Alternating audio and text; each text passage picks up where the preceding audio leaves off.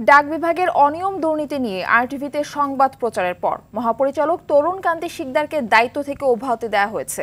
গত বৃহস্পতিবার এ সংক্রান্ত প্রজ্ঞাপন দেয় ডাক ও টেলিযোগাযোগ বিভাগ। এর আগে গ্রাহকদের ভোগান্তি, ৫৫ কোটি টাকা লোপাট ও গণমাধ্যমকে ডাক ভবনে নিষিদ্ধ করার সংবাদ প্রকাশিত হয় আরটিভিতে, যার প্রেক্ষিতে এই অব্যাহতির সিদ্ধান্ত মন্ত্রণালয়ের। বিস্তারিত সুফিয়ান ফারাবির রিপোর্টে।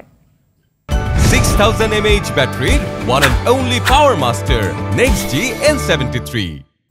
আপনারা যে কোনো প্রশ্ন করবেন এবং সে উত্তর দিতে ডিজি পোস্ট বাধ্য।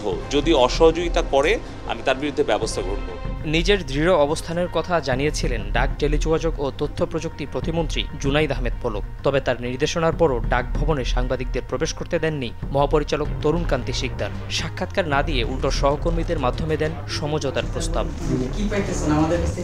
তার সমঝোতার প্রস্তাব সংবাদ প্রকাশে বাধা হতে পারেনি। আরটিভিতে প্রচারিত হয় 3 পর্বের ধারাবাহিক, যাতে উঠে আসে গ্রাহকের ৫৫ কোটি টাকা লোপাটের ভয়াবহ দুর্নীতির খবর। সেই সাথে মহাপরিচালকের ব্যর্থতার কথাও।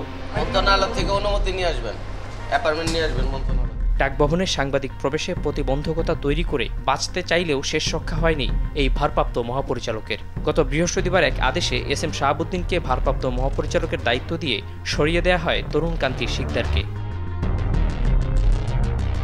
টিআইবি বলছে ডাক বিভাগে গড়ে উঠেছে একটি দুর্নীতিবাজ চক্র। এদের বিরুদ্ধে আরও কঠোর হতে হবে মন্ত্রণালয়কে।